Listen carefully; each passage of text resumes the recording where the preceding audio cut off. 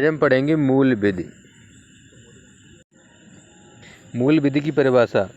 भारत में रहने वाले सभी व्यक्तियों तथा नागरिकों को भारतीय राज व्यवस्था के आधार पर अधिकारों तथा कर्तव्यों की प्राप्ति होती है, तो उनको सभी के लिए संरक्षित बनाए रखने तथा उनको बेहतर दिशा में लागू करने व विखंडन होने पर सजा आदि के कानूनी प्रावधान की आवश्यकता होती है। इन्हीं प्रावधानों की संरचना मूल विधि कहलाती है। परिभाषा क्या है?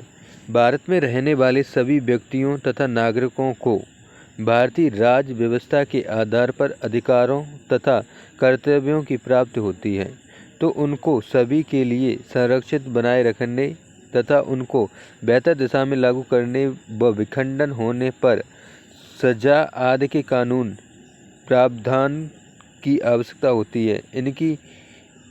इन्हीं प्रावधानों से मूल विधि बनी है।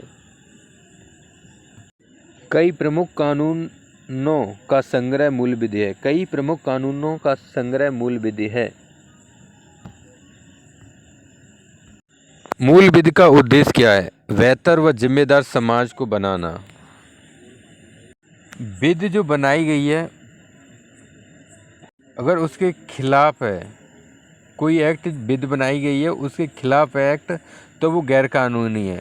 अगर खिलाफ नहीं है तो वह कानूनी है। इसके दो भाग होते हैं, दो भागों बांट के पढ़ेंगे, BNS और BNSS। BNS एंड BNSS पहले पढ़ेंगे इन्हें, और अन्य एक्ट भी होते हैं उन्हें भी पढ़ेंगे हम। BNS चैप्टर 1 भारतीय न्याय संहिता। इसका हम हिस्टोरिकल बैकग्राउंड समझते हैं, इसका ऐतिहासिक पृष्ठभूमि समझते हैं।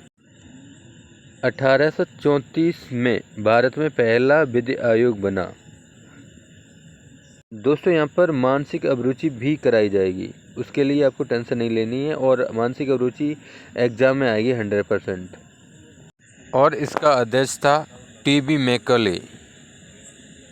इस विधि आयोग का उद्देश्य क्या था? इस विधि आयोग का कार्य था भारत के लिए लॉ एंड ऑर्डर बनाना।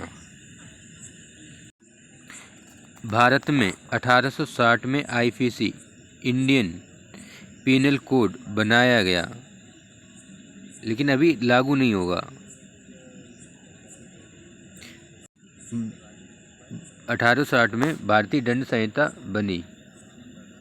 1862 में इसे लागू किया गया।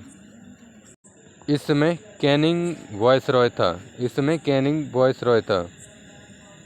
भारतीय दंड संहिता इंडियन पीनल कोड में 22 भाग थे और 511 सेक्शन थे।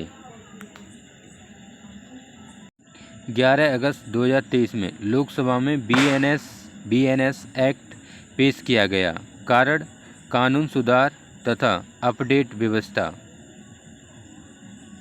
यह अधिनियम BNS 25 दिसंबर 2023 को पारित हो गया, इनेक्ट हो गया। मतलब इसे राष्ट्रपति की सहमति मिल गई। 25 दिसंबर को सुशासन दिवस मनाया जाता है। BNS कब लागू हुआ? 1 जुलाई 2024 को। BNS 1 जुलाई 2024 को लागू हुआ। सुशासन दिवस 25 दिसंबर को मनाया गया था, और इसी दिन अटल बिहारी वाजपेयी का जन्म दिवस है। और इसमें 20 भाग हैं, धारा हैं, सेक्शन है 558। मान के चलो, अगर बिल है, प्रस्तुत कानून है, अगर ये पारित हो जाता है यानी पास हो जाता है, तो ये एक्ट बन जाता है, अधिनियम बन जाता है, कानून बन जाता है। ठीक है। इसमें एक एक्ट था, सेक्शन था 106 का 2, BNS 106 का 2। उस समय यह लागू नहीं हुआ। इसमें था लापरवाही से वाहन चलाकर किसी की हत्या कर देना। लापरवाही से वाहन द्वारा हत्या करके भागना,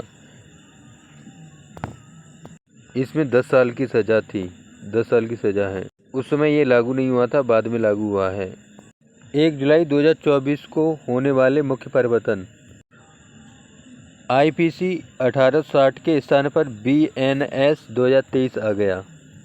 यहाँ पर CRPC 1973 की जगह BNSS 2023 आ गया।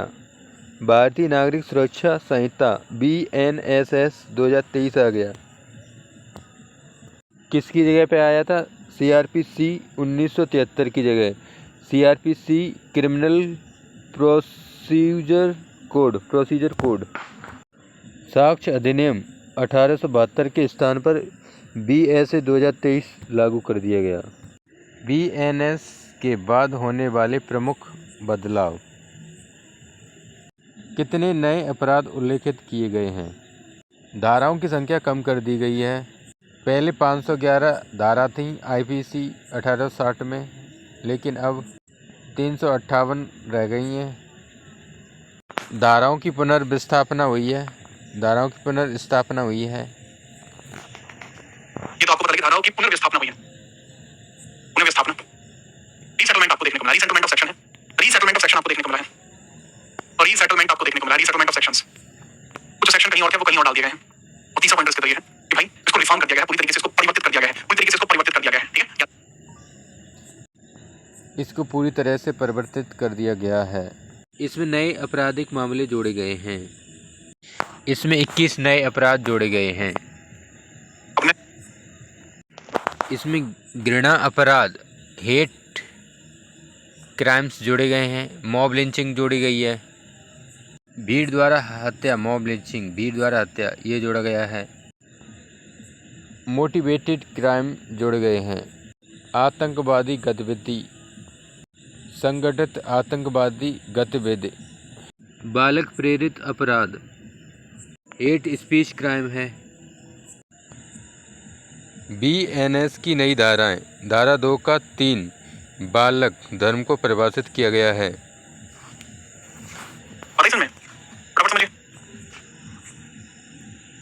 धारा 2 का 8 ये भी नया है। धारा 2 का 8, ठीक है? इसमें क्या है? इलेक्ट्रॉनिक दस्तावेज जो होंगे वो लीगल कंसीडर किए जाएंगे। इलेक्ट्रॉनिक दस्तावेज अब लीगल कंसीडर किए जाएंगे। इलेक्ट्रॉनिक, धारा 2 का 8, अब इलेक्ट्रॉनिक दस्तावेज